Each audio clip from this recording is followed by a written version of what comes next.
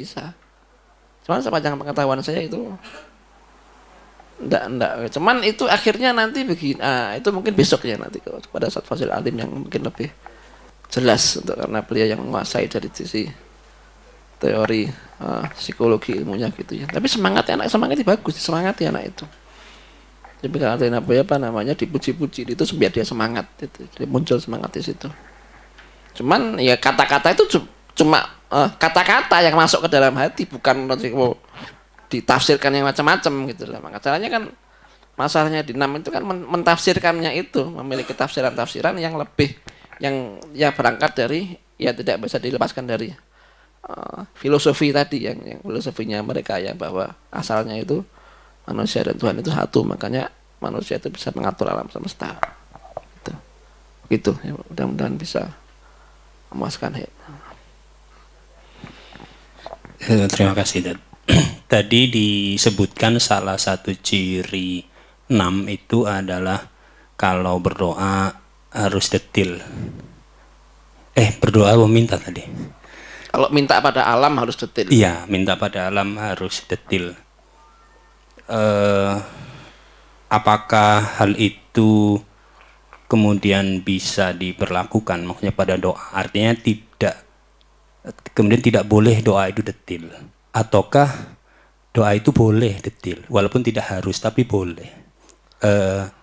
Karena ada riwayat dua orang sahabat yang ketika akan perang Uhud itu kemudian mereka berdoa cukup detil. Kalau tidak salah ingat tadi saya Abdullah bin Jahaz dan Sa'ad bin Abi Waqqas radhiyallahu anhuma, di mana mereka kemudian saling berdoa dan diaminkan. Nah, di antara doa yang detil yang dilakukan oleh Abdullah bin Jahaz adalah minta dipertemukan dengan musuh yang kuat, lalu musuh itu mengalahkannya dengan memotong hidungnya, sehingga nanti dia akan bersaksi di hadapan Allah bahwa ini hidung terpotong ketika sedang berjihad, intinya begitu. Sedangkan Sa'ad bin Abi Waqqas minta ketemu dengan musuh yang kuat, terus minta dimenangkan. Itu kan detil kalau menurut saya, termasuk apalagi yang disebutkan oleh Abdullah bin Jahaz. Nah, bagaimana menurut Ustaz? Beda ya. Bedanya itu kalau teorinya Loa dan Nam itu adalah berdoa itu adalah mengandung energi supaya lebih kuat energinya, detil. Tadi yang diceritakan si Milon tadi itu ya. Karena alam ini pinginnya detil supaya lebih sampai detil. Kalau mau minta sama detil boleh-boleh aja. Yang setahu yang saya pelajari saya belum nemu larangan ya. Tapi mungkin nanti bisa saya perjelas lagi untuk seperti kayak orang minta surga, ya Allah saya minta surga ininya apa itu beda kan, beda konteks kan gitu. Wallahu alam gitu. Beda ya, yang penting bisa masuk surga dulu, ntar gampang lainnya nanti dapat enak di surga nanti gitu. Yang penting itu bukan itu, yang penting tuh kitanya gimana nih bisa ngejar surganya, bisa dapat rahmat Allahnya gitu loh, bukan asal ntar nanti udah dapat gampang udah.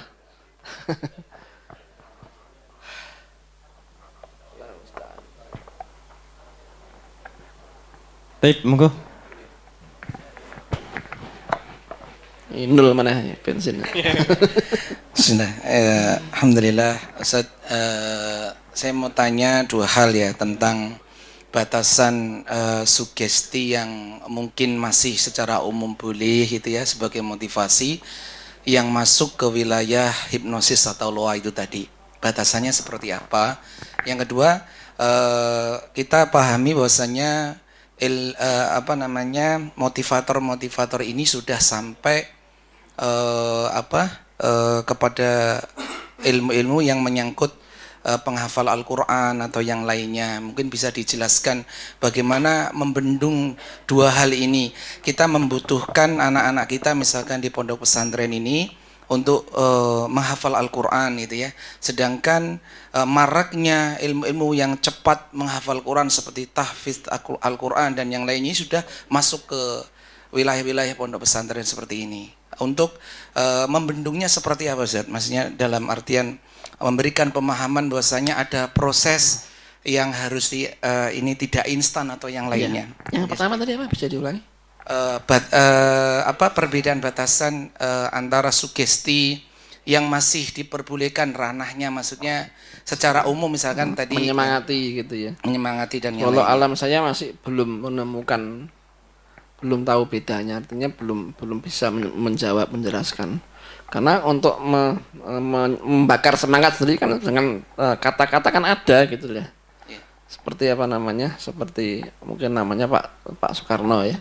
Kan pidatonya kan berapi-api gitu kan. Apakah disebut hipno? Enggak.